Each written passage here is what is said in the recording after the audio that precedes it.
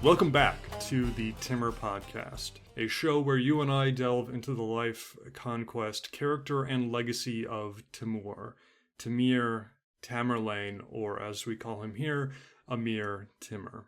And another thing that we always do here on the show is start off by talking about not Timur.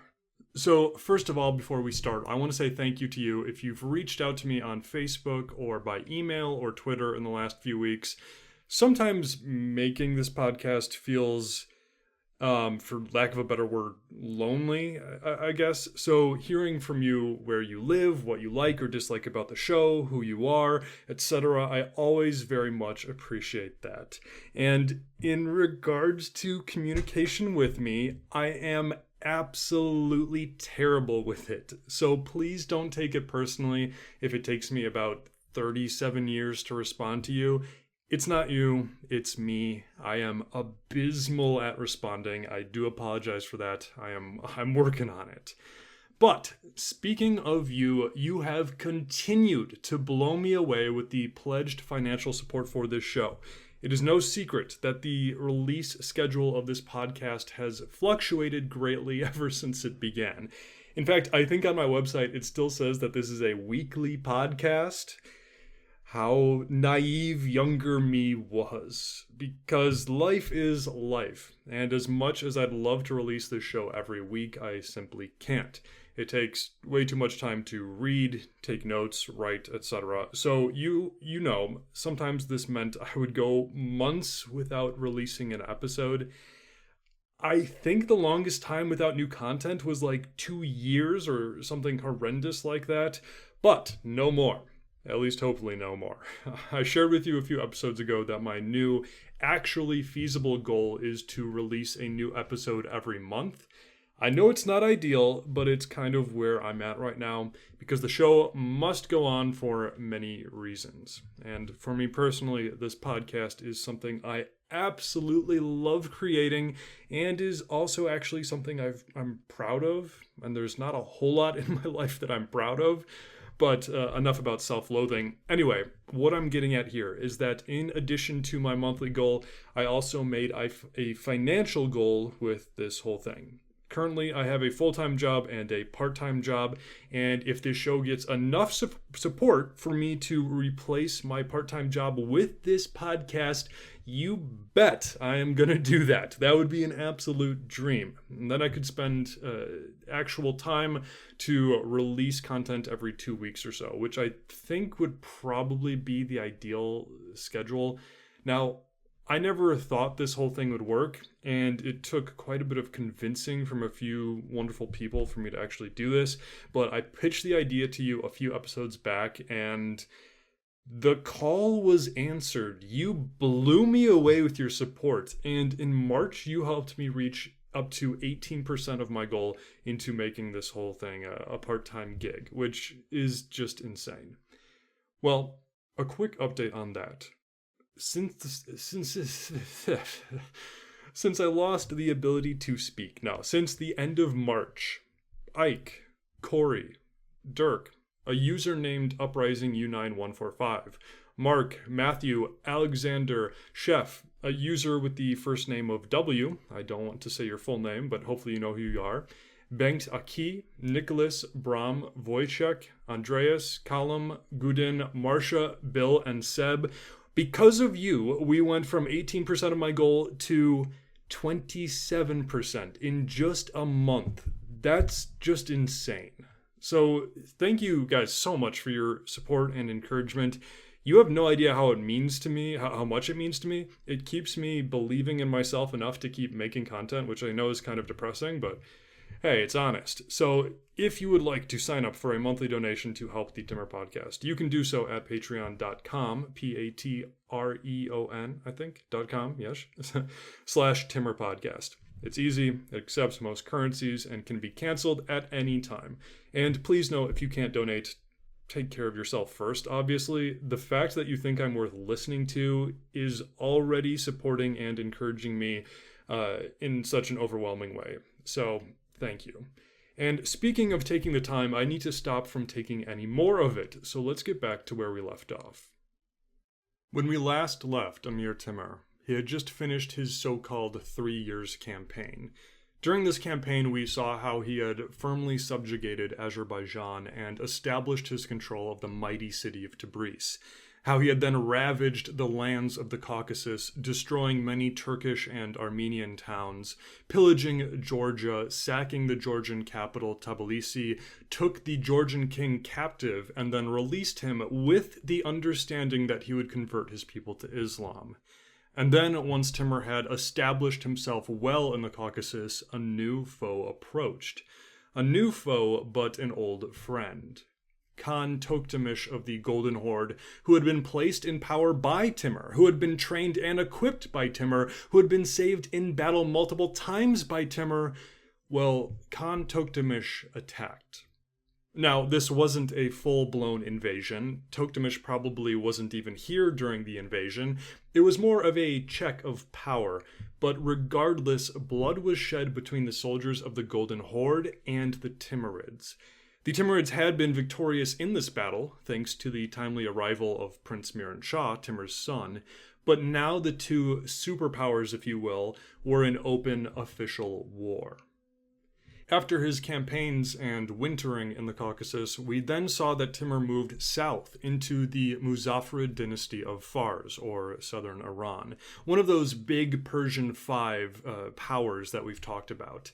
And here, Timur was able to subjugate the entire realm with his horrific slaughter carried out at the city of Isfahan. With Isfahan left smoldering, with pillars and pyramids of rotting human skulls surrounding it, the rest of the Muzaffarid rulers and princes very quickly submitted to Timur, and he allowed them to continue ruling so long as they remain obedient. Thus, Timur's 3-year campaign had been an utter success. But so often throughout history, when a conqueror or a nation or an empire is doing well, so often this can be immediately flipped into chaos and decline. As Yazdi in his Zafarnama laments, one would have thought that this last and famous conquest, which so highly elevated the power of Timur, might have always assured to him his authority and quiet. But as the most perfect things are more easily altered than others, there soon grew disturbances in the empire. These disturbances that grew in the empire were far more serious than what Sharif al-Din Ali Yazdi suggests. These were full-blown threats to the very foundations of Timur's realm, his home, his family, and ultimately his life. While Timur was enjoying the spoils of conquest in southern Iran, disaster had struck back in his home of Transoxiana. Khan Toktamish of the Golden Horde, knowing that Timur was busy in southern Persia, had struck deeply into the rear of Timur's empire, right into his homeland. Timur's eldest living son, Umar Shaikh, who was back in Samarkand and charged with defending the realm, bravely tried to fight off the horde but was routed and defeated and almost lost his life in the process. And then things only get worse. Khan Toktamish was joined in his anti-Timurid alliance. The Sufi dynasty of Chorasmia, which had been defeated and subjugated by Timur nearly a decade earlier, saw this as a prime opportunity to re-establish itself as an independent entity. The Khwarezmian ruler Suleiman Sufi, who had been a subject of Timur for about 8 years now, allied with Khan Toktamish and the invaders, joined forces with him in the ravaging of Mawarnar, and declared himself as a rebel. And then the alliance grew even larger. Timur's longtime enemy and eastern neighbor, the Moguls, joined the Golden Horde and the Khwarezmian rebels and attacked the Timurids from the east, ravaging Timur's eastern territories and carrying off countless slaves and valuables and horses and other treasures. Thus, in the midst of his great victories, a messenger had arrived to the camp of the emir, bringing word of the disasters back home. Apparently, the messenger had made the long journey of approximately 2,200 kilometers in only 17 days. But this messenger knew the weight of the situation, and similarly, as soon as Timur heard of it, he immediately ordered that his army race back home as quickly as humanly possible. Not only that, but he sent messengers out to other Timurid contingents who might be closer, for them to also travel to Samarkand as quickly as they could and to meet him there. This was huge. Everything now hung in the balance. Everything that Timur had fought for, had built, had established, everything was now balancing on the edge of a knife. 2 of his sons were back home, his wives, his homeland, the cities of Samarkand and Bukhara, cities which he had used all of his captured riches and captives to build up, were now left virtually undefended, save for a few loyal emirs and soldiers who were doing everything they could to resist. Time here is against Timur.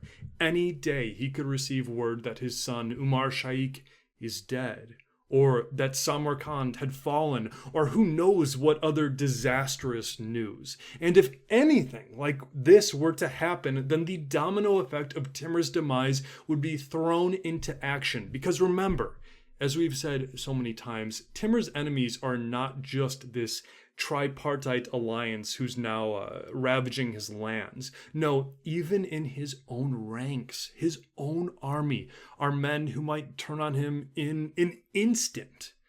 The tribes, the very power of Timur's war machine, are possibly only following Timur insofar as the spoils of war or the threats of reprisal are keeping them satisfied and obedient.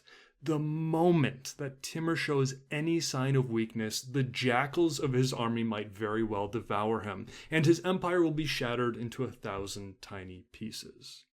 However, the situation is not completely hopeless. The Emir has a few things going for him.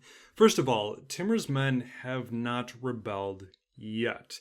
Now, they could at any moment. It could be tomorrow. But for today, they're willing to obey Timur and race home as quickly as they can.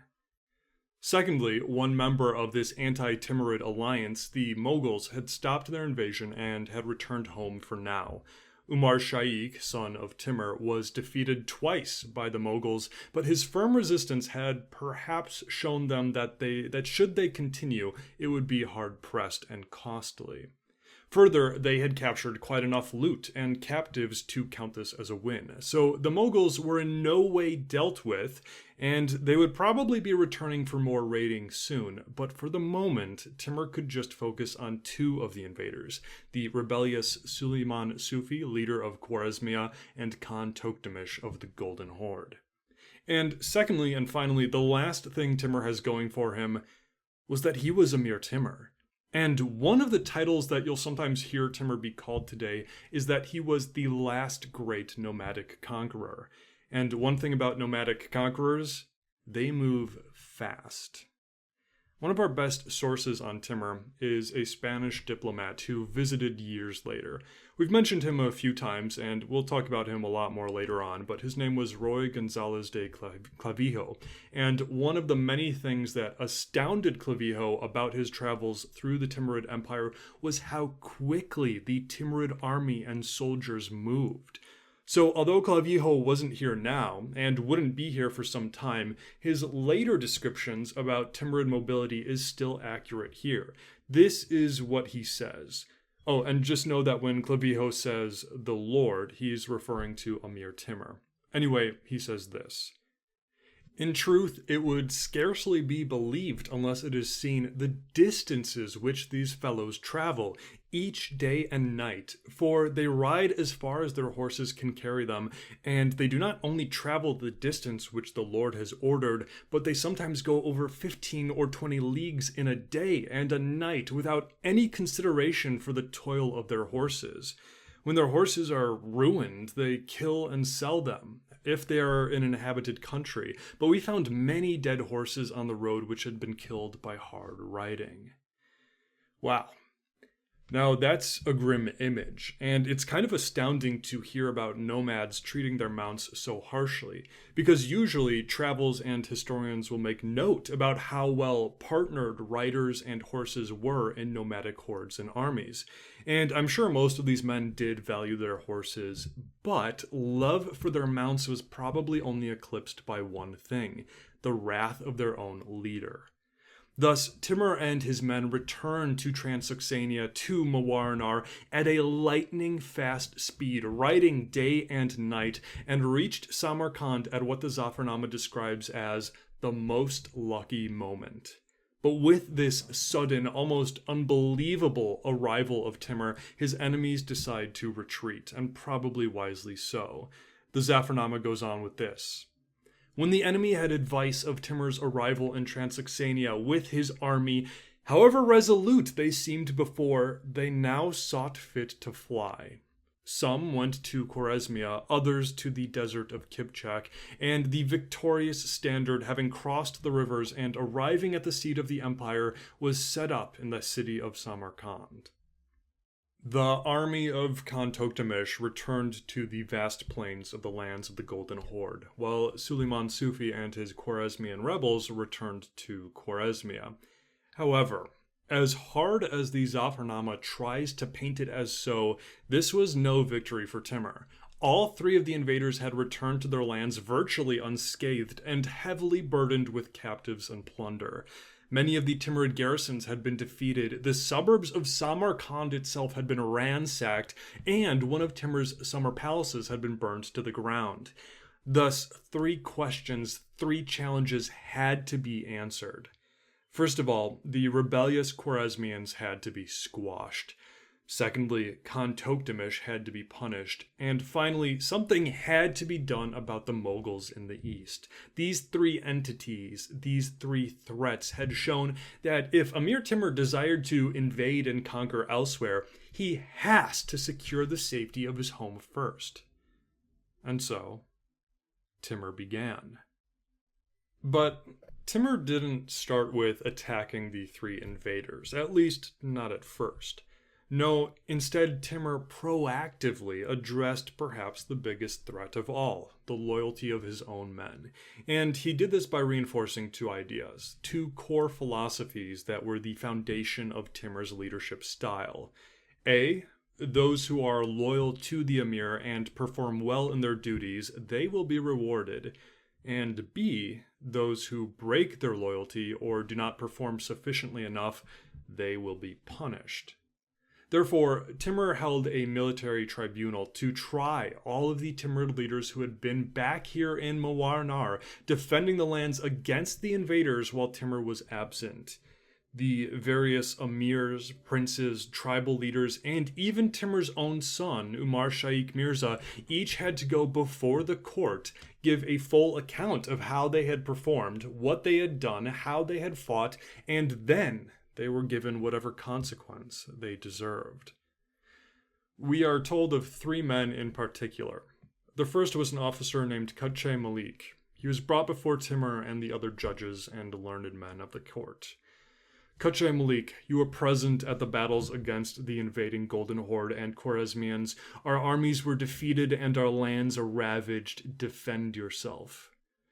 Several of Malik's soldiers came forward offering their witness, and thankfully they reported that after the Timurids had been defeated by the Horde and were scattering and routing in all directions, Malik had regrouped with 13 of his men, and with this small band of warriors he had, against all better judgment, attacked a raiding party of 300 Horde enemies. Nevertheless, because of his bravery and leadership, he and his men had routed this raiding party and saved many Timurid citizens who had been captured to be sold as slaves. He then ensured that all of these people were taken care of and returned to their homes safely. Thus, Qache Malik had proved himself not only as a skilled soldier, but a brave and capable leader and a defender of Timur's people. Hearing this and satisfied with the testimonies, Amir Timur made his decision. Qache Malik was praised for his actions and character. He was given many gifts, made lord over certain lands, and it was proclaimed that these lands would belong to Malik and his descendants forever. Those who served Timur well would be rewarded well. Next, another Timur leader was brought forward, a man named Baret Koja.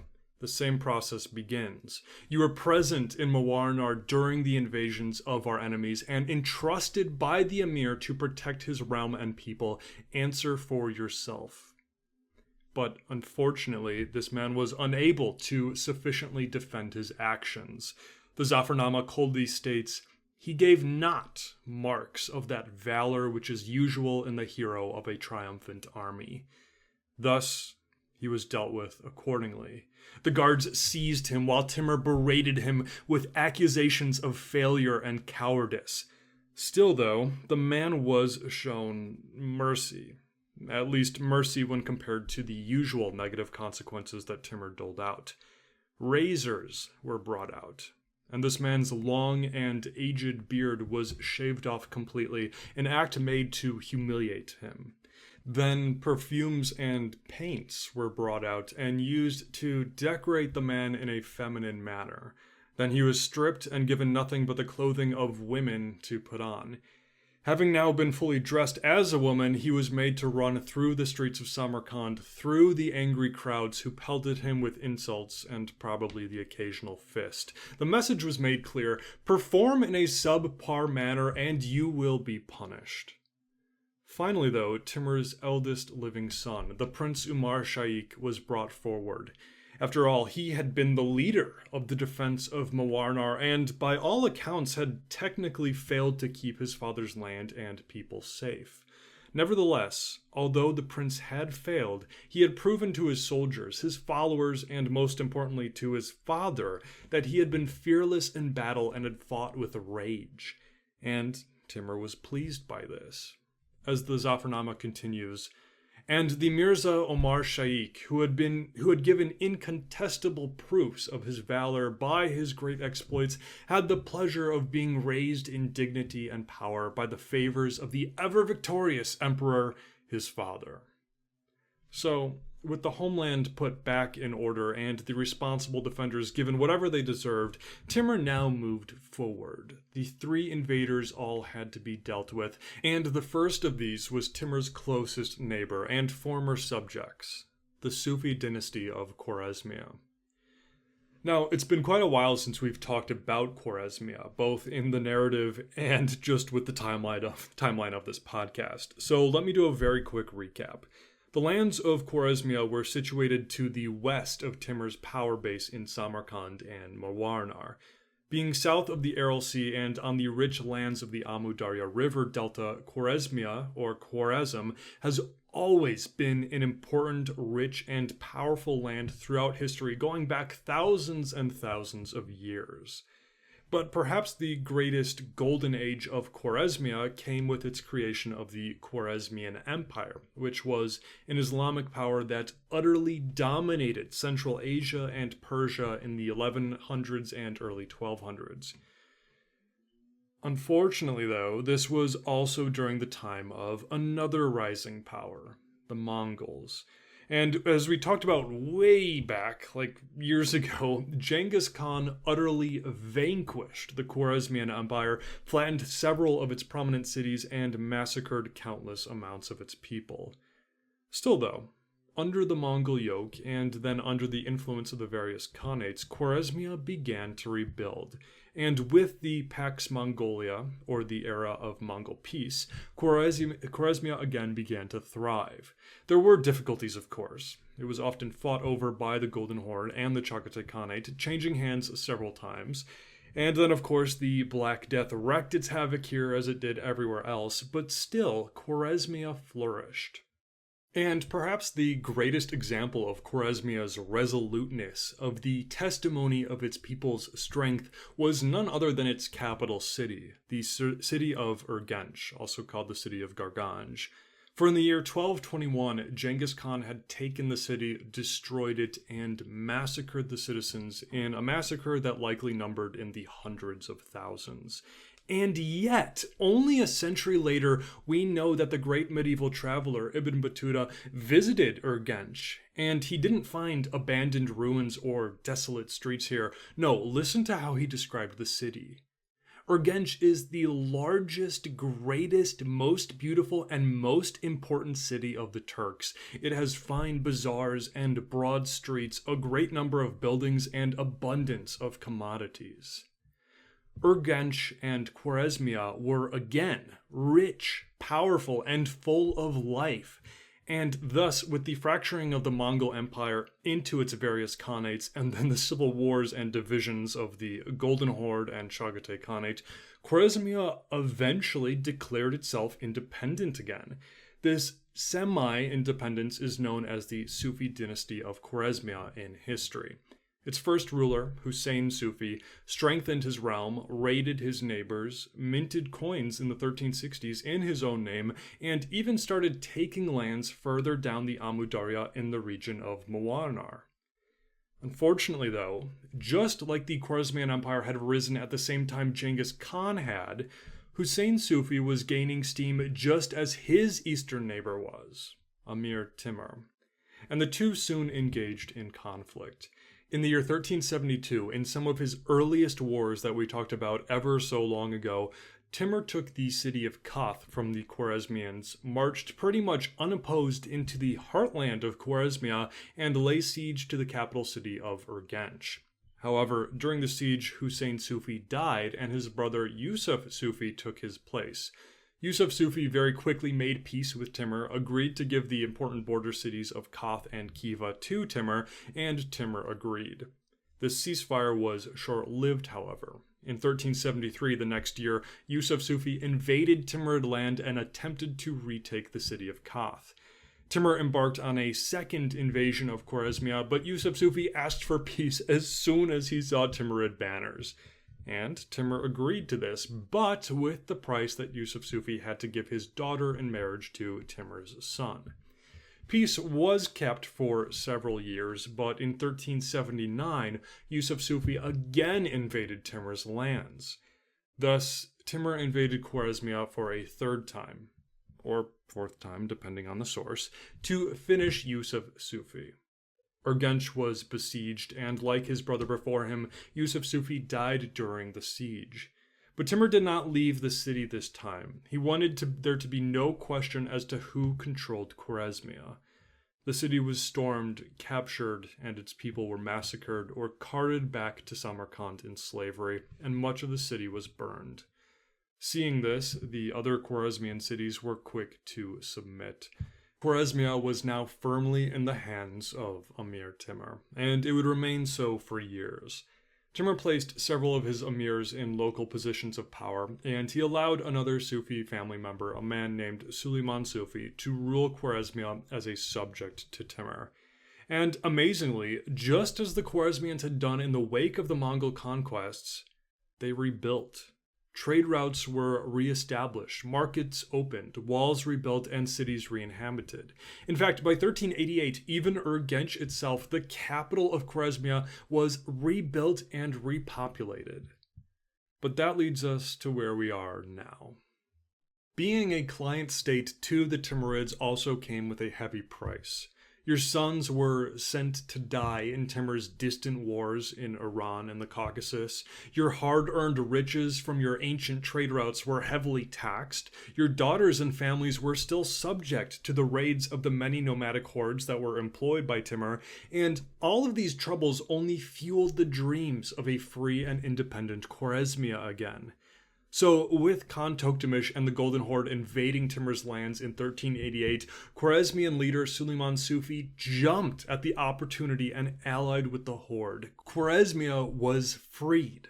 Timurid garrisons were slaughtered, and Khwarezmian soldiers took up arms and joined forces with the Horde and the Mughals in devastating Mawarnar, retaking so many of the riches that had been stolen from them, taking vengeance for so many of their people who had been killed or enslaved.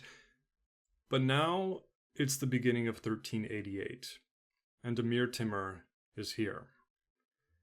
During his advance into Khwarezmia, like he usually did, Timur sent units of vanguards on ahead to scout, skirmish with any defenders, pillage the land, and report back on enemy positioning and other tactical information.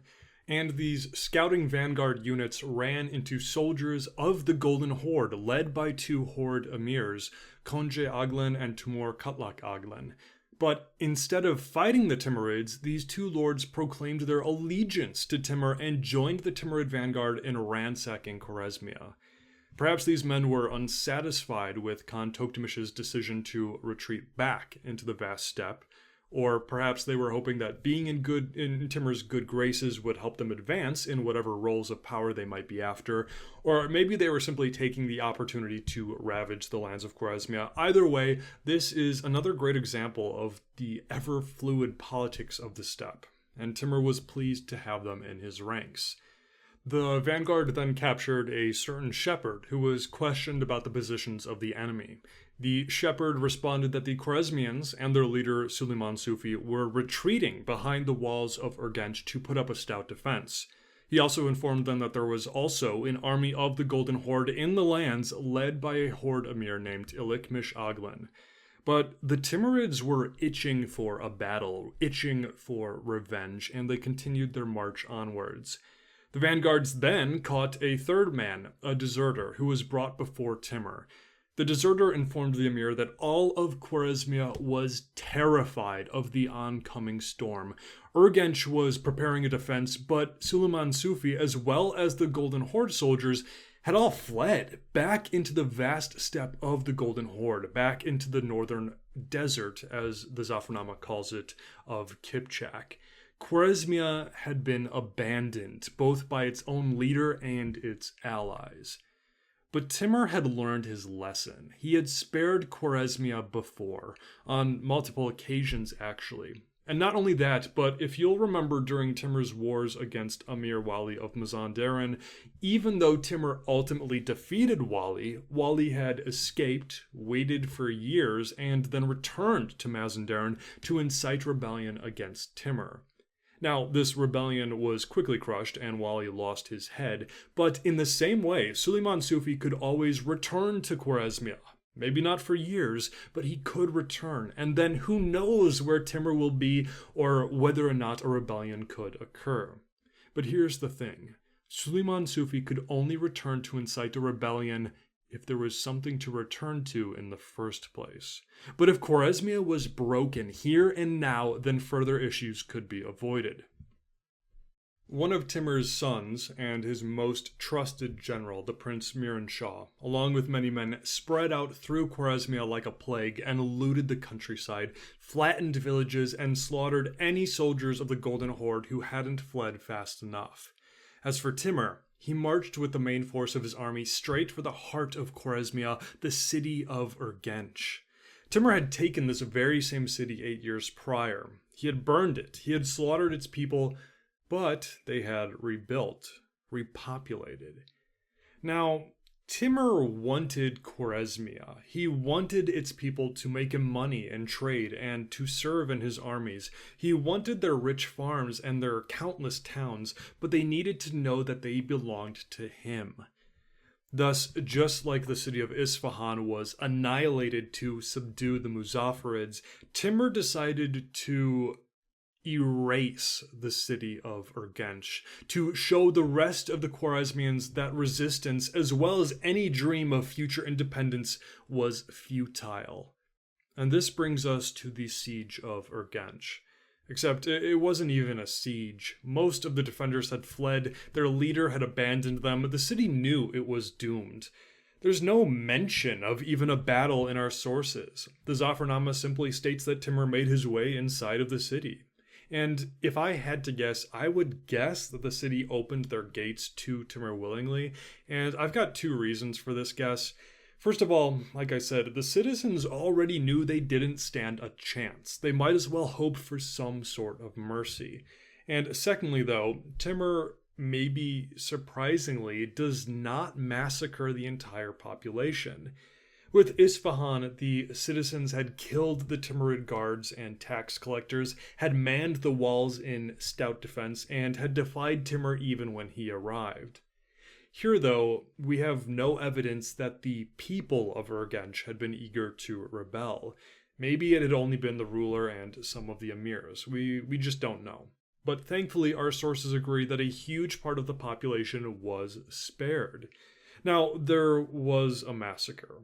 Timur stood by and let his troops ravage the city and the population, possibly for several days. And there's no doubt that there were large amounts of killings and other horrible crimes committed during this time. But then, our accounts go on to describe the survivors, who were great in numbers apparently. And of the population that had not been killed, every inhabitant, man, woman, and child, was ordered by Timur to gather whatever belongings they had, and then to take the long march under guard from Urgench to Samarkand. Once there, they were allowed to settle in the vast and sprawling suburbs of Samarkand, as servants, maybe no better than slaves, to the Amir, and far away from their homes and people, but they were alive. And when it comes to Amir Timur, being left alive was definitely a point of mercy. And this strategy would actually become an unfortunate tradition of Timur. If you defied Timur and did everything you could to resist him, you and your city likely would not be left alive. But let's say you're an enemy city of Timur. Maybe you put up a little bit of token resistance, but then eventually you capitulate. Well, he may not slaughter you. Instead, he may just relocate your entire population to Samarkand. And we haven't talked about this too much. Don't worry, we will. But the city of Samarkand was Timur's pride and joy. I start every podcast episode by saying that we'll discuss Timur's character. Well, part of who he was, a big part of his entire life motivation, was trying to make his city of Samarkand the most spectacular city in the world. And for all of his horrific faults, there's no arguing that Timur was smart, resourceful, and somewhat of a visionary even. He was brilliant, and he knew that if he wanted Samarkand to be the greatest, he had to not only appreciate the strengths of people he conquered, but funnel those strengths into ways it could benefit him. So by moving these peoples from their homes to Samarkand, he was drawing from the strengths of countless cultures, countless people, countless histories, all to glorify and strengthen his city. Clavijo, the Spanish diplomat we mentioned earlier, traveled to Samarkand in the early 1400s while Timur was still alive. And Clavijo makes remarks about these vast suburbs and outlying districts of Samarkand that were entirely populated by all the diverse peoples that Timur had conquered but spared. Here's how he describes them. The Lord, that is Timur, had so strong a desire to ennoble this city that he brought captives to increase its population from every land which he conquered, especially all those who were skillful in any art. From Damascus he brought weavers of silk, and men who made bows, glass, and earthenware, so that of these articles Samarkand produces the best in the world. From Turkey he brought archers, masons, and silversmiths. There was so great a number of people brought to the city from all parts, both men and women, that they are said to have amounted to 150,000 persons, of which many nations, Turks, Arabs and Moors, Christian Armenians, Greek Catholics and Jacobites, and Hindus. There was such a multitude of these people that the city was not large enough to hold them. So returning back to the narrative, much of the population of Urgench was spared, but that still left the issue of what to do with the city. And this city, devoid of all life, was still a symbol to the Chorasmian people. It had been destroyed by none other than Genghis Khan, and then it was rebuilt. It had been burned down only a few years prior by Timur himself, and then only 8 years later had defied him again. This city had to be erased. And so, Timur erased it. Here's what the Zafarnama says. Timur stayed some days in the capital city of Chorasmia, and this great city was razed even to its very foundations, and sown with barley to punish his enemies for their daring to raise war against him. The city was systematically deconstructed, and its rich farmlands destroyed. Ahmad ibn Arab Shah also recounts the scene. Seized with anger, he resolutely discharged the cavalry of his wrath against Chorasmia and captured Urgench and killed the governor. He pulled down the fortifications, laid waste the buildings, and set up over the remnants of it a deputy in his own name, and carried away everything movable from there to the realms of Samarkand. Thus, we find ourselves at a rather haunting part of Timur's story, because we've seen him sack and destroy countless towns already, and unfortunately we're really only getting started with this, because that's only going to continue, and the cities that Timur will siege, storm, and sack will be some of the largest cities in all of Western Asia, all of the world. But here's the thing. Pretty much all of these cities still exist today. Just like with Isfahan from the last episode, the population was utterly destroyed and the city burned, but today it's one of the largest cities in Iran. But here with Urgench, this is not the case. Now, if you look up Urgench, a modern city will come up. Today, Urgench is situated in southwestern Uzbekistan on the Amu Darya River, and it has a large population of about 150,000 people or so. But here's the thing. This isn't the historical Urgench. It's actually about 162 kilometers away from the historical Urgench, the one Timur is looking at right now. And while the original Urgench, if you will, has a history going back thousands of years, modern Urgench is less than 200 years old. It actually started as a trade center between Russia and the Khanate of Khiva in the late 1800s, and then once Russia and then the Soviet Union took over in the 1900s, modern Urgench really took off with infrastructure and population, especially to support the local Soviet manufacturing of cotton. Thus, it's not an ancient city at all, it's more of a Soviet-era city. So what about historical Urgench? Where is that today? Well, it's about a 3-hour drive west of modern-day Urgench, and it's actually in the country of Turkmenistan, very near the Turkmenistan and Uzbekistan border. And look, I have not been there, and I'm sure there are some people who do live here today, especially since it's slowly becoming more and more of a tourist location, but it is generally described as uninhabited, especially compared to what it once was. Because this was Urgench. This had been an important trade city on the Silk Road with a history going back to hundreds and hundreds of years BC. And it only continued to rise in prominence, especially after the Arab conquests in the 700s AD. By the 1100s and 1200s, it was the finest city and capital of Chorasmia, rivaling other incredible cities like Bukhara, Tabriz, and even Baghdad.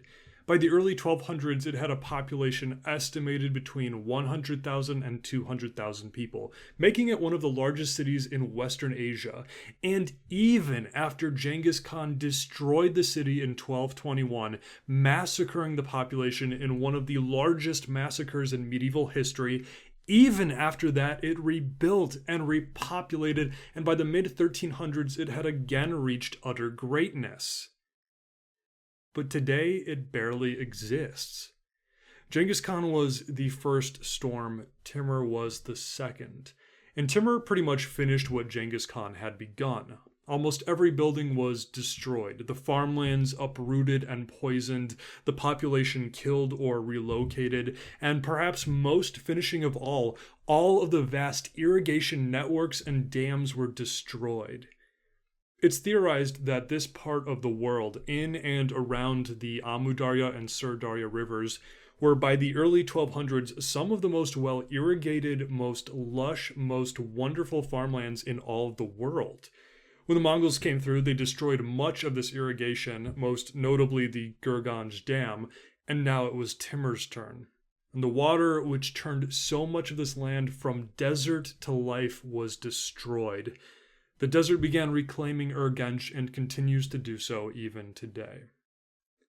Now, Timur was not an idiot. He knew that Chorasmia was indeed an economic and farming powerhouse. It always had been, and he needed it for its taxes, its people, and its food. So he actually organized and began quite a bit of rebuilding and repopulating of Chorasmia. By 1391, the cities of Khiva and Kath had their walls strengthened, their populations were rising, and they would start becoming the new gems of Chorasmia, much thanks to Timur.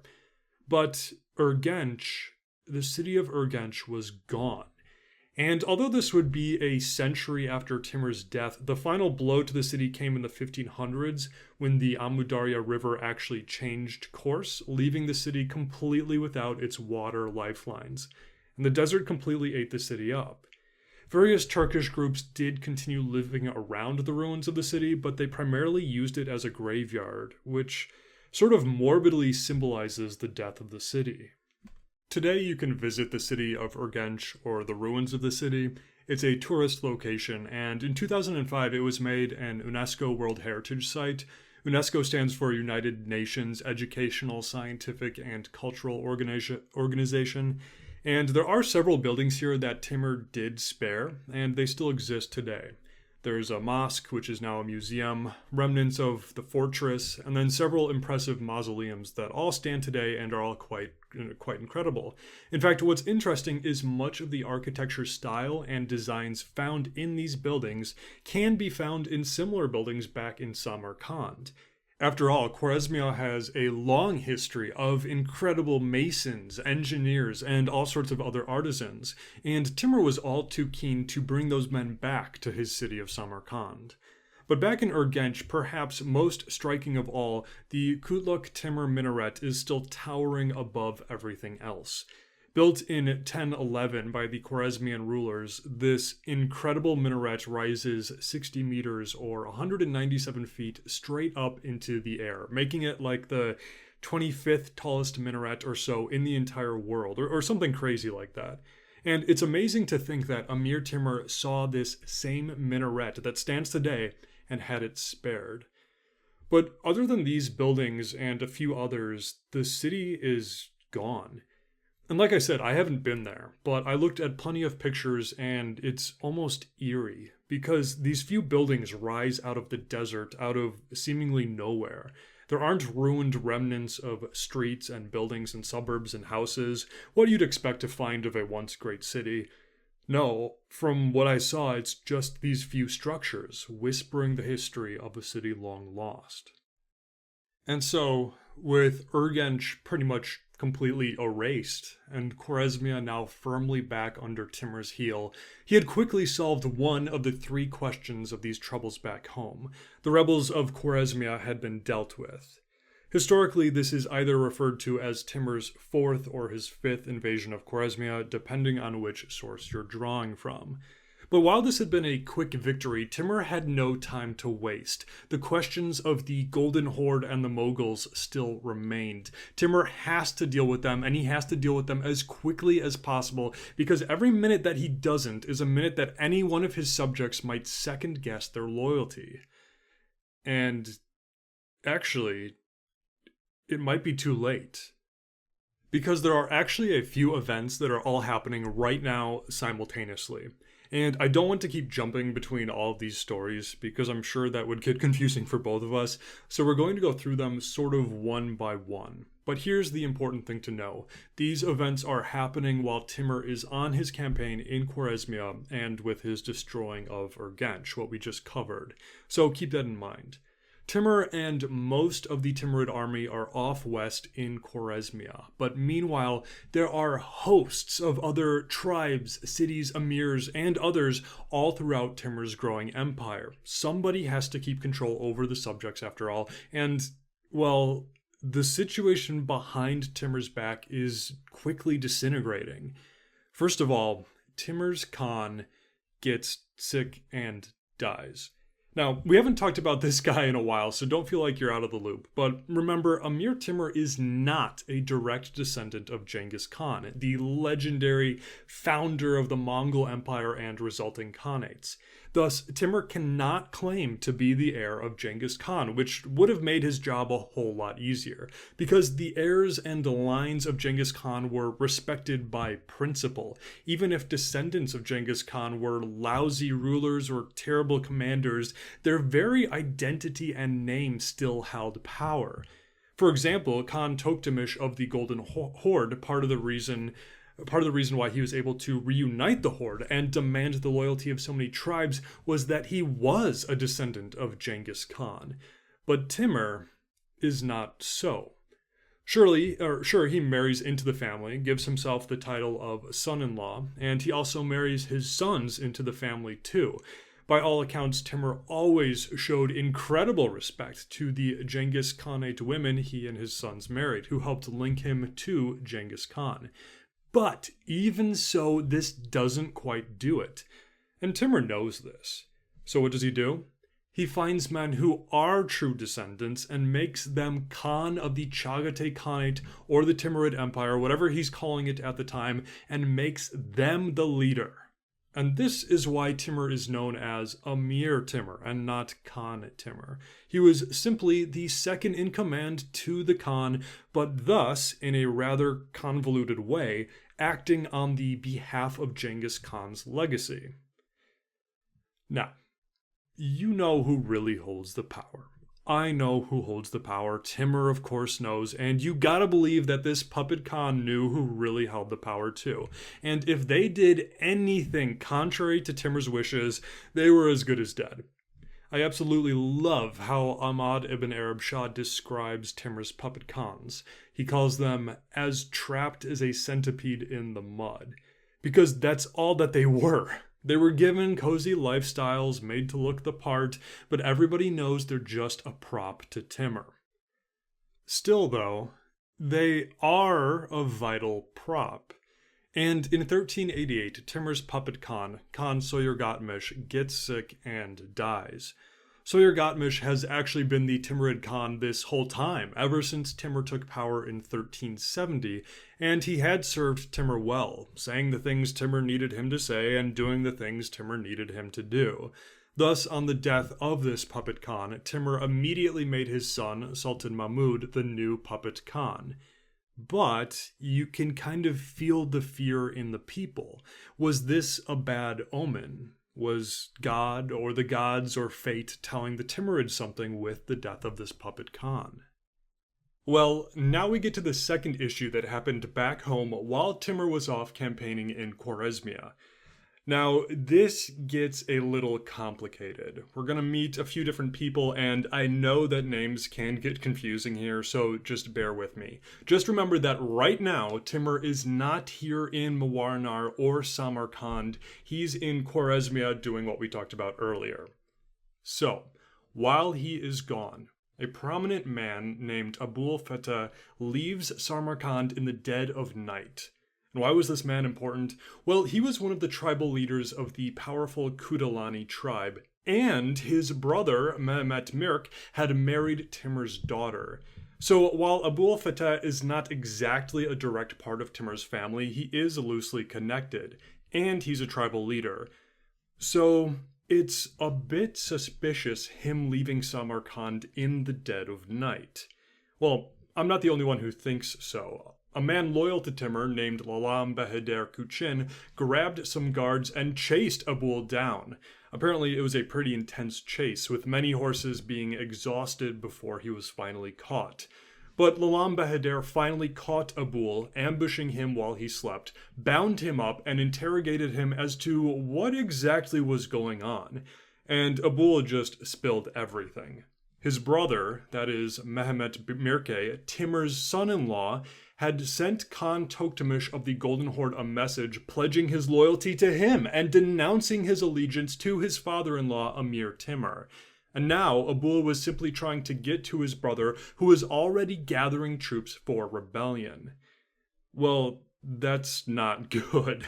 So this loyal Timurid knew that he had to let Timur know as soon as possible that rebellion was starting back home. Because if this rebellion starts off, if it takes off, this could be devastating. One of Timur's own family members is now allying with Toktamish to rebel from within. And not only that, but Timur's own daughter, the Princess Sultan Bagat Begum, who is married to this guy, well, she's actually pregnant. This could very quickly split the loyalties of the family. The problem is, though, is that Timur is all the way in Chorasmia. That is simply too far away, and who knows how far this rebellion scheme has gotten already. There simply isn't time to take this captive all the way to Timur. So instead, the Timurids take the captive to Bukhara, where Timur's son, the Prince Umar Shaikh Mirza, is governing from. They get to Bukhara, bring a bull before Umar Shaikh, and everything is explained. Well, Umar Shaikh is furious. He immediately gathers his men, sends messengers to his father Timur, alerting him of the situation, and then he heads out. His own brother-in-law, betraying the family, daring to oppose the emir, and even ally with the enemies. You can feel the anger that Prince Umar Shaikh must have felt, everything racing through his head. This is how the Zafarnama describes the situation.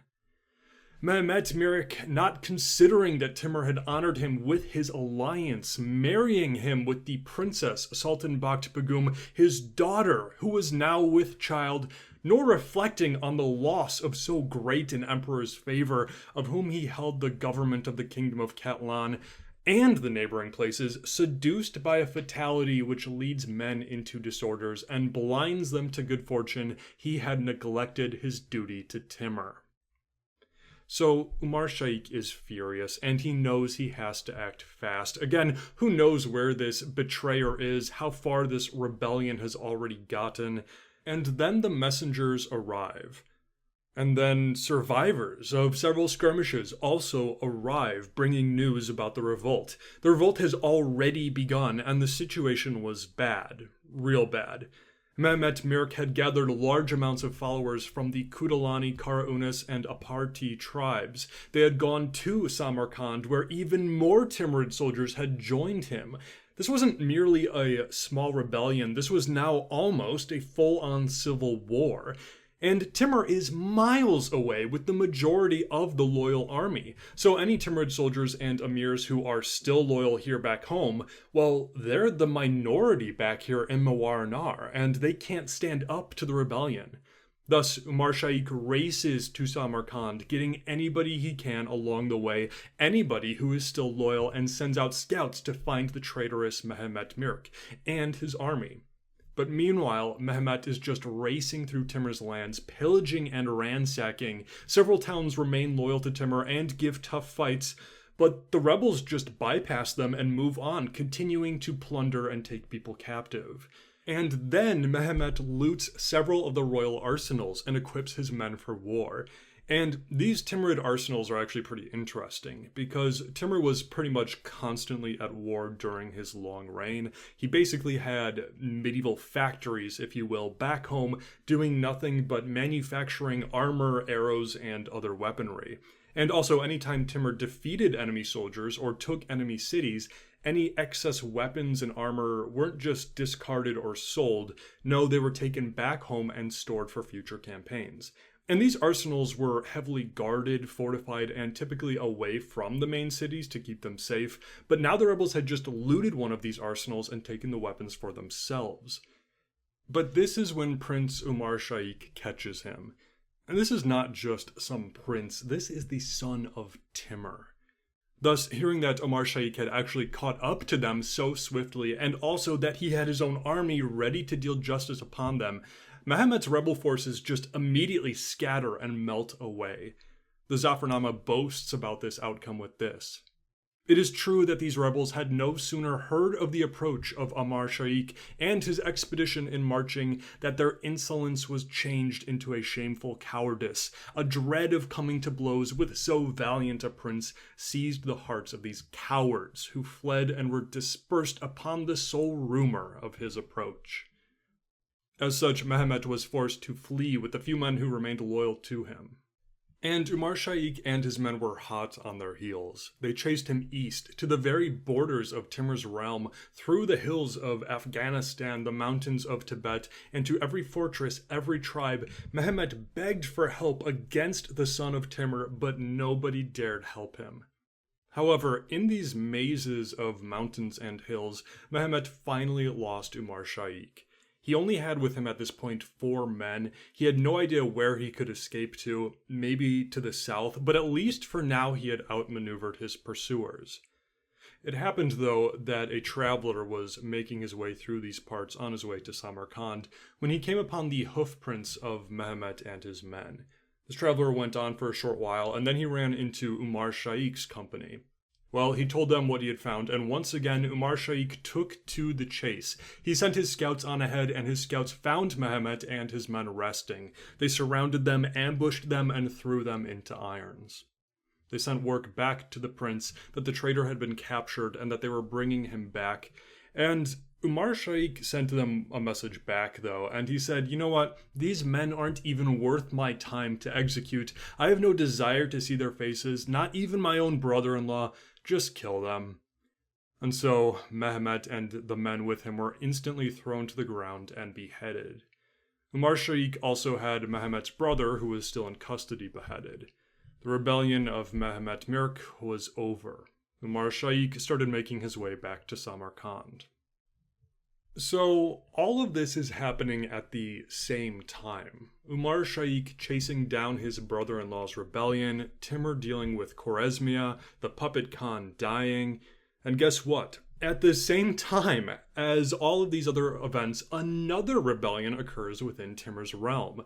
So let's back up a bit to try and keep our own sanity with this confusing timeline, back to when Umar Shaikh learned about Mehmet's rebellion and hastily gathered any loyal soldiers to join forces with him to deal with that rebel army.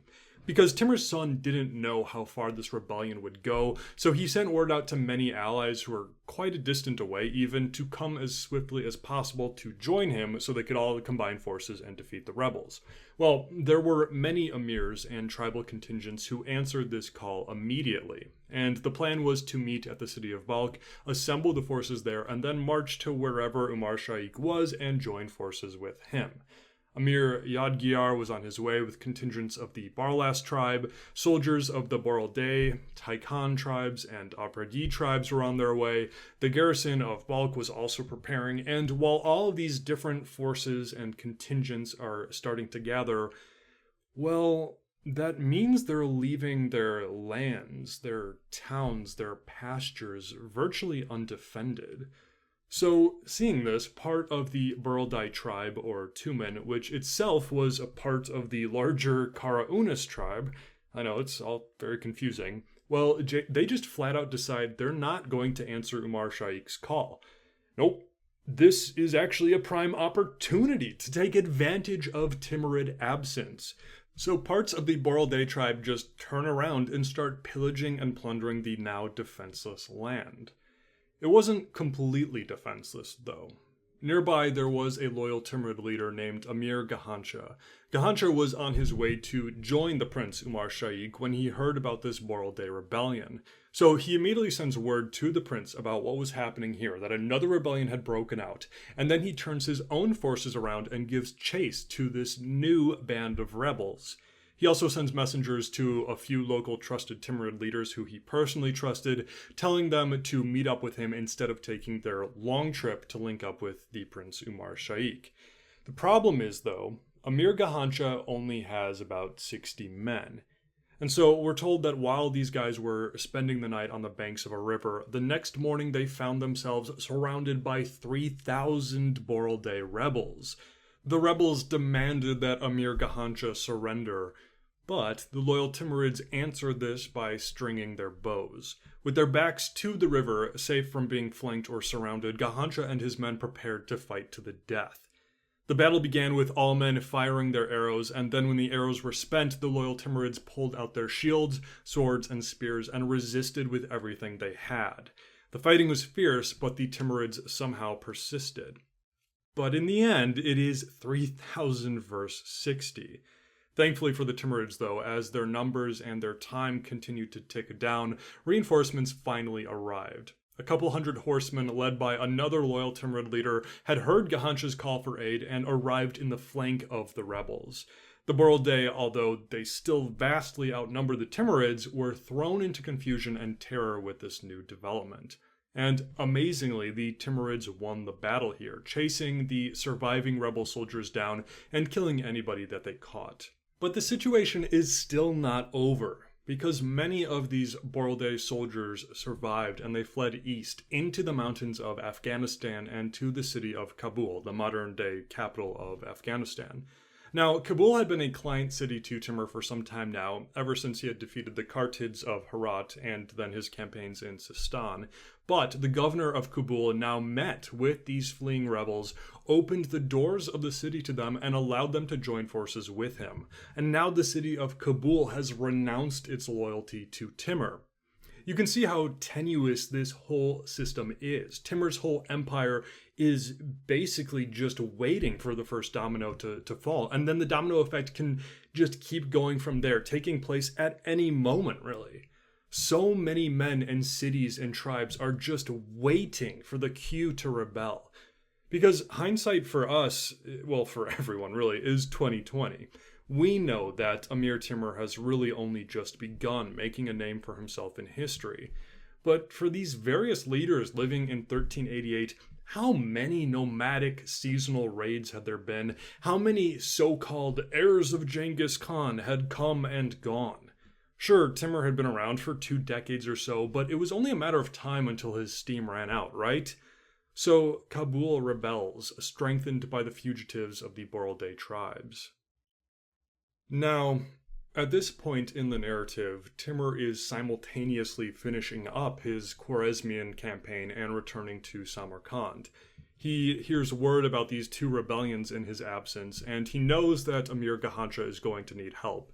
So Timur sends him reinforcements, and it's actually quite interesting here. Timur sends Gahancha a Mughal tribal leader. This Mughal was an enemy of Timur, had been caught and brought in chains before Timur, but Timur now gave him the opportunity to switch sides and prove himself to his new master. And this Mughal leader, a man named Akbuga Basud, agrees. Again, the politics of the steppe are in constant transition. Men take advantage of new opportunities, and Timur knows this better than anyone. So with this new Timurid, Akbuga gathers forces, joins Gahancha along with a few other loyal Timurid emirs, and this new combined army heads into the mountains of Afghanistan for Kabul and the rebels inside. Hearing of their approach, the governor and the Borodai rebels flee, believing that attempting to hold the city would be futile. Thus, the Timurids arrive, retake the city without much of a fight, and then chase down and kill any rebels who were fleeing too slowly. The rebellion of Kabul and the Borodai tribe was pretty much done. But this event actually serves as a kind of a bit of an introduction to a later chapter in the story of Amir Timur.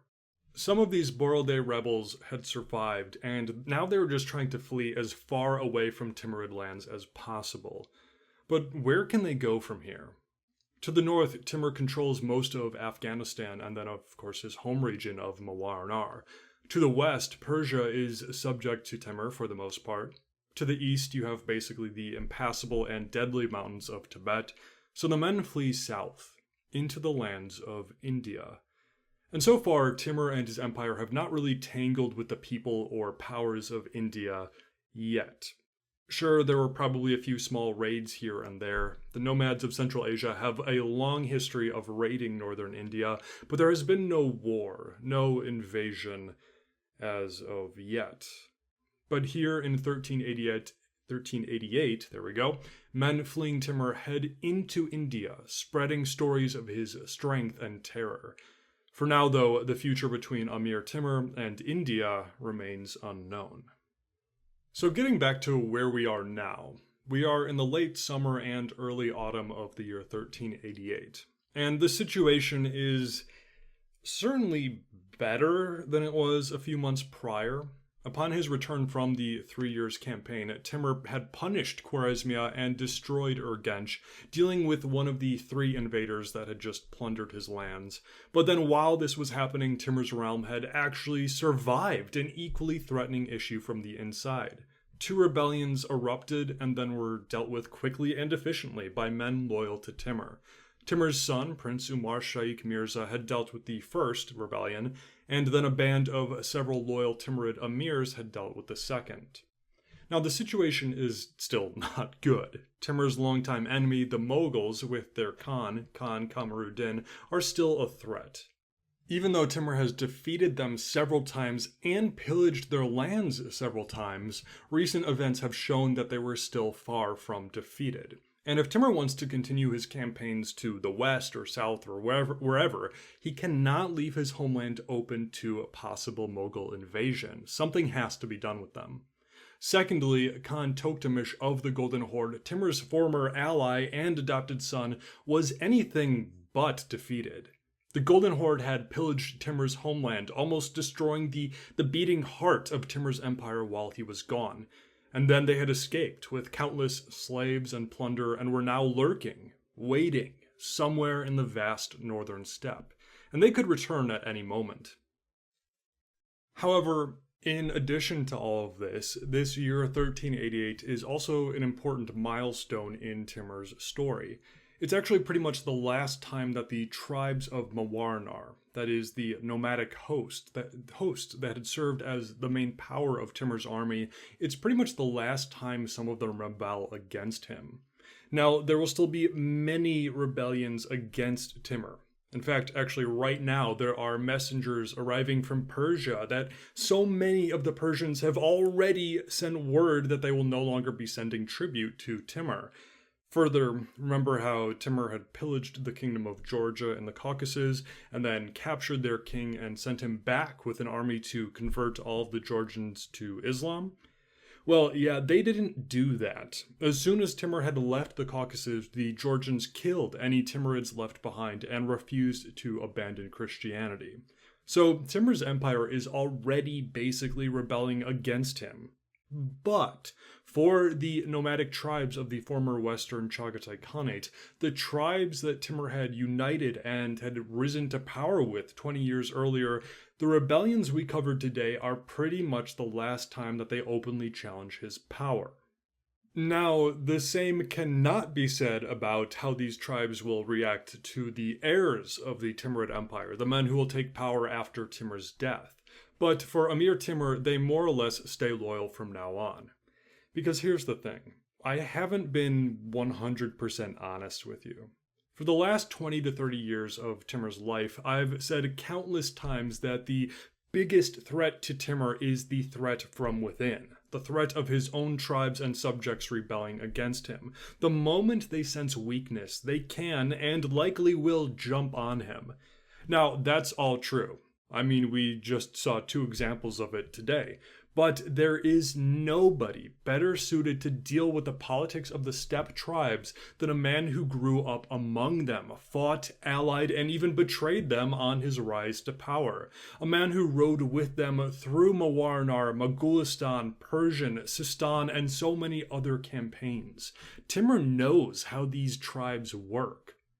And so this situation is where we see some of Amir Timur's absolute brilliance shine through. Because for the past 20 years, he has slowly, steadily, and perhaps somewhat behind the scenes, redefined the very essence of the tribes themselves. How does he do this? Well, Timur's strategy basically has 2 parts. First of all, you have to keep the men, the soldiers, the masses of the tribes content. And we've seen Timur do this. As long as there is a constant influx of plunder, slaves, new pasture lands, and riches, the hunger of the tribes will most likely be satisfied. But the more difficult part is that Timur has to keep the leaders of the tribes loyal. And that's harder to do because so many of these men come from family lines with insane legacies. We're talking about descendants of some of Genghis Khan's best generals, or even of Genghis Khan himself. And how many of these great tribal leaders had their own ambitions, their own intentions? How many of them thought that they could do better, be better leaders than this so-called Amir of theirs? So, slowly but methodically, Timur has been replacing these men. And it's actually one of the greatest accomplishments of Timur's entire career. He basically rewrites the rules of the Chagatai tribes. So, say that you're a troublesome leader of the Arlat tribe. Well, not anymore. Now you've been moved, and you're a ruler of part of the Aparti tribe. And now your loyal followers are hundreds of kilometers away, and you're here with a new people, a different people, and you really have no choice but to remain loyal to Timur. Or how about this situation? You're a leader in the Kudalani tribe, and you've questioned Timur's decisions in the past. Well, guess what? Remember your brother, that guy you tried to kill when Dad died? You ran him out of town? Well, he went to Timur and told Timur everything. And now the Amir has told your whole tribe to follow him instead of you, because Timur actually likes your brother a little bit more. So good luck surviving with that. But it wasn't just replacing or moving of leaders that helped Timur gain control of the tribes. He had other strategies too. And you know how I love listing things, so let's list some of these strategies. First of all, Timur's greatest and most trusted generals were his own family members. His son, Miran Shah, routinely led Timur's left or right flank when on campaign, or just led armies altogether. And when not on campaign, Miran Shah was governor. He was governor in Persia or Azerbaijan. Similarly, Timur's eldest living son, Umar Shaikh Mirza, was usually the one left behind to keep the home front safe while Timur was out campaigning. And this wasn't because Timur didn't want his son Umar Shaikh with him. No, it was because Timur inherently trusted his son more. And as our story progresses, we will see Timur's youngest son, the Prince Shahrukh, as well as many of Timur's grandsons, also become more and more of key players, trusted military leaders, and loyal governors in Timur's empire. Now, this is not a perfect strategy. Family is never perfect, and you also have to remember that these sons and grandsons all had different mothers. So they're actually half-brothers, half-cousins, etc. And we will see that troubles will eventually rise among Timur's family, both during his lifetime and then especially after his death. Still though, for the most part, Timur's own family members were his most dependable subjects. After all, where would they be without him?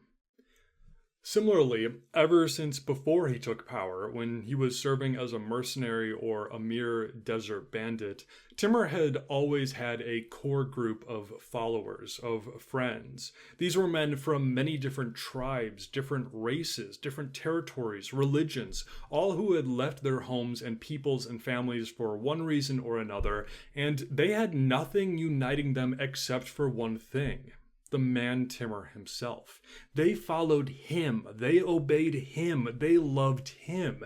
And many of these guys had proven themselves to Timur long before he even took power in 1370. Thus, by the time he was Amir of Mawarnar, Timur knew that these men were his men, and their number continued to grow throughout Timur's entire reign. And similarly to Timur's family, the success, the survival of these loyal followers, it didn't depend on how well the tribe was doing or how well the city was doing. No, their success and their position all relied on how well Timur was doing. Historian Beatrice Mans is one of the best Timurid historians ever, and this is how she describes this political relationship. This new elite was loyal personally and exclusively to Timur and dependent on him for their position. Most importantly, this new class based its power on a stable political order controlled by Timur rather than the fluid and changeable system which had been favorable to the power of the tribal leaders and which they had sought to perpetuate. So, if Timur needed to remove a tribal leader, he had cohorts of trusted men and family members that he could replace them with. Timur's second strategy in rebuilding the tribes and also in trying to maintain the loyalty of distant governors and tribal leaders was regular repositioning. If you were a leader of a tribe and were given, let's say you were allowed to pasture in the rich lands of Azerbaijan this winter. Well, next winter, Timur will likely have you move your tribe to, let's say Chorasmia.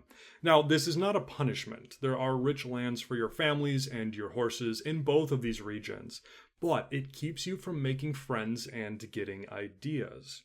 Had you been in Azerbaijan long enough, maybe the governor of the mighty city of Tabriz, your friend, well, maybe he would have approached you with an offer to join him in rebellion. After all, both of your peoples are friendly to one another, they live next to each other, and maybe neither of you really like having to answer to Timur anymore. So you see, by constantly moving the tribes around, Timur is absolutely controlling them. And you could still say no, you could refuse, but then what on earth are you going to do? It's your tribe against all of Timur's empire, and he or his sons or his loyal emirs will be in your territory to put you in your place, likely the ground, before you even know what to do. And this relocation strategy also applied to governors, even governors that Timur quote-unquote trusted. Now, don't get me wrong, if Timur made you a leader of a city or a province, that was a great thing for you. That's something to put on your resume. But before you get too cozy with the locals, before you start making friends with all of your neighbors, before you can truly feel like an inhabitant, Timur is probably going to readjust your location. The last 2 years you may have been in eastern Mawarnar, holding the line against the Moguls and other raiders and maintaining Timur's eastern territories. Well, 2 years is a long time. And maybe the Moguls have started flirting with you. Maybe trying to get you to, maybe ignore them if they raid into Mawarnar. They'll give you a cut of the plunder after all. But before you can respond, a messenger arrives. Timur congratulates you on your loyalty, but you and your family are now being reassigned to Western Iran, a region you've never even been to. The people speak a different language, you don't know anybody, and you have to start from scratch again. Thus, this repositioning, disguised as promotions or reassignments, was in reality a genius way in which Timur ensured his loyal subjects not get any stupid ideas. And Timur even did this with his own sons and grandsons, not as a punishment, remember, just as insurance. And finally, another strategy that Amir Timur used was driving wedges between, let's say, a tribal leader and that leader's own soldiers. And this was vital because so often in history, a king or an emperor or republic will be conquered or overthrown by one of its own people who just happens to have the undying loyalty of tons of soldiers. Think of Julius Caesar, right? Crossing the Rubicon River, marching on Rome, changing Rome forever, and ultimately turning it from a republic into an empire. And how did he do this? It's because he had the devout loyalty and support of his legions, his soldiers. Sure, they served the Senate and people of Rome, blah, blah, blah, but who did they actually serve? Who had kept them alive in the dark forests of Gaul? Who had fought by their side when the barbarian hordes attacked? It was their leader, Julius Caesar. Growing up, I had a poster hanging on my bedroom wall, and on it was a drawing of Roman soldiers leaping out of their galleys and storming the shores of Britain in 55 BC. And on the shores in this picture are just hordes of terrifying barbarian warriors covered in war paint, chanting, and just daring the Romans to wade to this unknown shore where they will surely die. And in Julius Caesar's memoirs of this event, he recalls how his men were ordered to jump into the waist-high waters, get to shore, and to defeat the enemy. And these Roman soldiers, these battle-hardened veterans, the winners of countless wars and battles in Gaul, which is modern-day France, they refuse. There's hesitation, it's quiet. Not a single man obeys, and you can't really blame them, right? Well, it's at this point that we're told that the standard bearer, the man holding the sacred eagle of the 10th Legion, he alone leaps into the waters of the English Channel. And then looking back at his fellow troops, he yells at them, "Leap, fellow soldiers, unless you wish to betray your eagle to the enemy. I, for my part, will perform my duty to the Commonwealth and to my general." And with that, the rest of the army follows. They jump out of their boats, they storm the shores, and although it is a brutally tough battle, we're told that the Romans are victorious. And from the time I first read that scene as a kid, I've always loved it. I still love it. And even today, if I'm jumping into a pool or a lake, I'll sometimes shout those words at whatever friends or family members are with me because I'm lame like that. They, of course, have no idea what I'm talking about. But anyway, tangent aside, it's those last two words that the Eagle Carrier yells. Who is he loyal to? Who is he doing this for? Not Rome, not the Commonwealth, not the people. No, he says, I will I will perform my duty to my general. And if you are in control of a nation or empire or kingdom or whatever political establishment, I don't care if you're a king, a senate, or maybe especially the people or the voters, but always keep an eye on who the soldiers are loyal to. Because at the end of the day, it's the soldiers who can decide who's in power tomorrow. And going back to Timur, yes, he is the ruler. Yes, he has the undying support of so much of his army, but he still has to ensure that there are no amateur Julius Caesars rising in his own ranks. So what does he do? Well, imagine if the Roman Senate had managed to move Julius away from his armies before he set his eye on Rome. What power would he have then? As such, sometimes Timur won't move you, won't replace you, but he might just take your men on campaign with him, and you're politely asked to stay home. They're still your men, but they're going to be led on this campaign by somebody different. Just for now. They'll return, don't worry, but those are months, or maybe even years, that you are separated from your men. And the message here is clear. This is not your army. This is part of Timur's army that you have the honor of leading and maintaining, but it's his.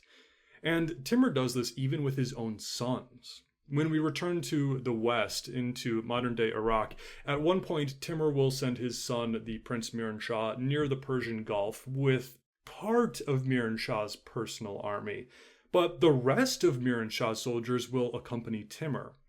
Similarly, when Timur invades India, something that we hinted at earlier, the entire army of his son Shahrukh will go with Timur, but Shahrukh is told to stay home. Now again, this isn't a punishment. At the end of the day, Timur has to rely on his family members and his emirs. This is simply insurance for Timur. And all of these strategies are brilliant. In most cases, not all, we will see imperfections of this system later on, but in most cases, this works for Timur. From 1388 onwards, the tribes and most of the army remains loyal. There will still be many rebellions, but these will come from conquered people, not from the original hosts of Mawarnar. And then another important note about how Timur implemented these strategies is that he did not do so right away. After all, we're in the year 1388. Timur took the throne 18 years ago in 1370. If he had just bashed his way onto the throne, proclaimed that he's going to change all of the tribal leaders, throwing out emirs and then replacing them with his sons, he would have been assassinated or defeated in battle so quickly. No, it took decades to build the foundations he needed, cultivate the loyal subjects he could depend on before he could start patiently and softly bending the rigid rules of the steppe. Anyway, enough about that. Let's finish up with the narrative for today. So, the Chorasmian revolt is suppressed. The city of Urgench is gone. And then two separate revolts were crushed by Timur's sons and the loyal emirs. We are now at the end of the year 1388. Autumn is ending and winter is setting in, but two challenges must still be dealt with. Khan Kamaruddin, ruler of the Mughals and longtime enemy of Timur, is still a huge threat. Timur's eastern border could be attacked at any time. And then secondly, Khan Toktamish of the Golden Horde is still out there. Is he waiting? Did he return back west? Is he on his way to attack Azerbaijan while Timur is here home in the east? Is he dealing with all those pesky Rus princes? Who knows? But something has to be done with Toktamish at the end of the day. But winter in Mawarnar and in the steppe is harsh. Snow is beginning to fall, the horses have less and less pasture to graze upon, and then on top of that, the men are tired. They have been on campaign for over 3 years now. In Azerbaijan, Armenia, Georgia, Persia, Chorasmia, they want to rest. True, for the nomadic soldiers, their wives and children oftentimes traveled with the army, but for the more settled soldiers in Timur's army, they've been away from their families and their wives and their peoples for years. The men need rest. And Timur acknowledges this. The questions of today can be put on hold until tomorrow. In the spring, the conquests and invasions will continue. For now, though, Timur releases the army, allowing the men and leaders to return to their homes and to winter there, knowing that they will be called upon once the snow melts. In the meantime, the Amir decides that it is a time to celebrate. So all of Samarkand, his wonderful capital, is decorated and festivities are begun that last for weeks. It is a time of immense celebration, not just because Timur is back home and victorious, but also because we've got some royal weddings. Timur's youngest son, the young prince Shahrukh, is married to a beautiful and royal princess. Shahrukh was 11 years old at this point, but the demands of manhood were upon him. Similarly, I want you to meet two other men, well, boys really, but two characters who I may have mentioned, but they're going to become bigger and bigger players in Timur's story.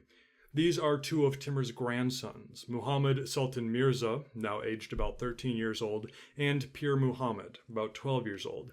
These boys were the sons of Jahangir. Jahangir, if you remember, was Timur's favorite son, but he had tragically died back in 1376, leaving Timur devastated. But Jahangir did leave behind two young sons, who were now of age, and thus they too were married to suitable, beautiful, and royal princesses. Man, I should have written that sentence differently. Anyway, thus all of Samarkand celebrated these weddings, and Yazdi in the Zafarnama describes the festivities with this. The inhabitants spared nothing to testify their joy. They adorned the great city with the most magnificent things and hung branched candlesticks in all the streets. They prepared high and spacious tents in the delicious gardens. They covered the grounds with rich carpets and stuffs of all colors enriched with embroideries and adorned with pearls and precious stones the city. And at the end of the joyous celebrations, Timur released the rest of his officers and troops, including his sons Umar Shaikh Mirza and Miran Shah, who both returned to lands they governed. Umar Shaikh Mirza went to the city of Andijan, Timur's easternmost territories, and Miran Shah went to his realms in the province of Khorasan. For the brief moment, there was a pause. As the winter of 1388 and the beginning of 1389 fell, there was peace in Timur's empire. The wars would continue in the spring, but for now, everything was actually safe and peaceful. There were no threats. I mean, how could there be, right? Timur had done what he needed to do, and now winter was here, and the freezing onslaught of snow and ice would keep the chessboard of Central Asia from moving for a few months. After all, you'd have to be stupid or crazy to travel across the vast Eurasian steppe with the onset of winter, right? I mean, come on, this is military history 101. Ask the Swedes or the French or the Germans how their invasions of the plains of Russia went once winter hit, right?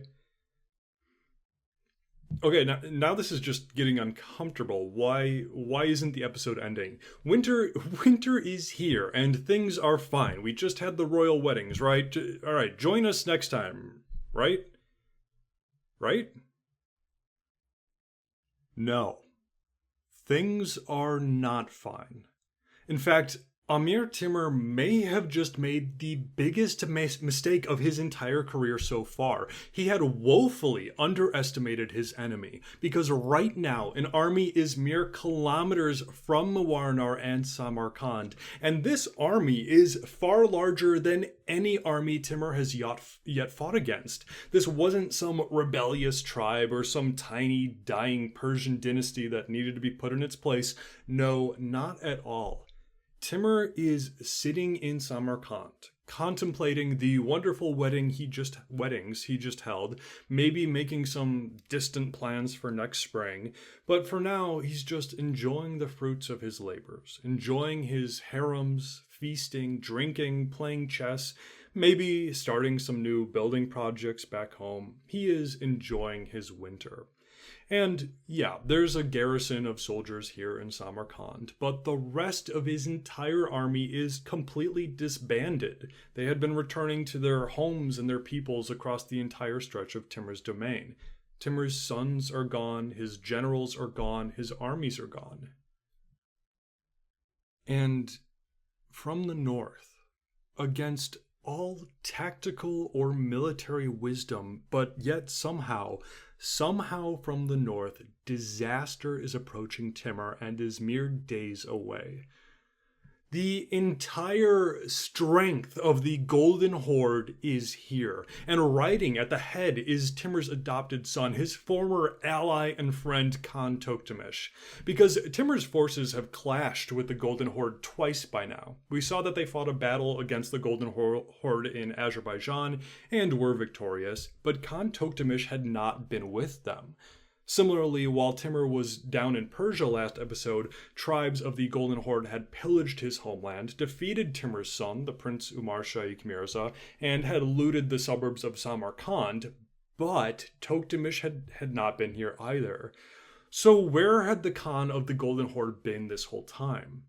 Well, it turns out that for the last year or so, Toktamish had taken up the bridle of his ancestors. He had already shown the world that the Golden Horde was not dead. It was not disunited anymore. It was not in the middle of a civil war. It wasn't this dying coalition to be bullied around. No, the Golden Horde was still the master of the Eurasian steppe. And now it was time for its Khan to flex the muscles of a military coalition, a military machine that the world had forgotten about, or at least tried to. The men of the Golden Horde had come, and what an army it was. Every corner of the map under the Horde banner had answered the call. All of the subjugated Rus principalities who had been forced back under the Mongol yoke, they were here. Rus spearmen and heavy cavalry led by armored Druzina, or knights. Even the Muscovites, who had only so recently dreamed of freedom, they were here from Moscow, serving their lords and ready for war. Genoese and Venetian mercenaries from Italy, from all the various Italian colonies all around the Black Sea, they were here too, some of the finest crossbowmen in the world. And then there were the Circassians and Volga Bulgars, fierce peoples who had maintained their independence for centuries, only to be conquered by the Mongols, and they were now ready to unleash their wrath upon their master's enemies. There were even Christian Georgians, devout enemies of Timur, many of whom probably had seen their peoples and their families destroyed by him, and they were now joining Toktamish for a chance of revenge. But most of all, there were the Mongol tribes, the true, real Mongol tribes, the descendants of the riders who had conquered the world with Genghis Khan. They hadn't adopted Chinese customs like their brothers of the Yuan dynasty. They hadn't been Turkified like Timur's tribes of the Chagatai Khanate had been, and they hadn't been Persianified like their brothers of the Ilkhanate. These were the warriors of the Golden Horde, who still kept the ways, the traditions, and the military excellence of the Mongols of Genghis Khan, and now all of these men were here. Yazdi in the Zafarnama introduces the situation with this. They made so formidable an appearance that poets have compared it to the leaves of the thickest trees or the drops of rains in the heaviest of storms. Toktamish brought this great army into the field and marched against Timur at the end of the year 1388. The Timurid army was separated and gone. Timur's sons were gone. Timur was in Samarkand completely alone and undefended, and Khan Toktamish was here. Thank you for joining me on this next chapter of Amir Timur's story. If you want to reach out to me, you can do so on Facebook or Twitter at Timur Podcast, or you can email me at timurpodcast@gmail.com. And please bear with me if I don't respond right away. I'm a work in progress when it comes to communication, and my family would tell you the same thing. And to everyone I have not responded to yet, again, I apologize. Hopefully I'll get back to you soon. I'm a work in progress. If you want to help me reach my financial goal of turning this podcast into my part-time job, which would mean a new episode out every 2 weeks, you can do so at patreon.com/timurpodcast.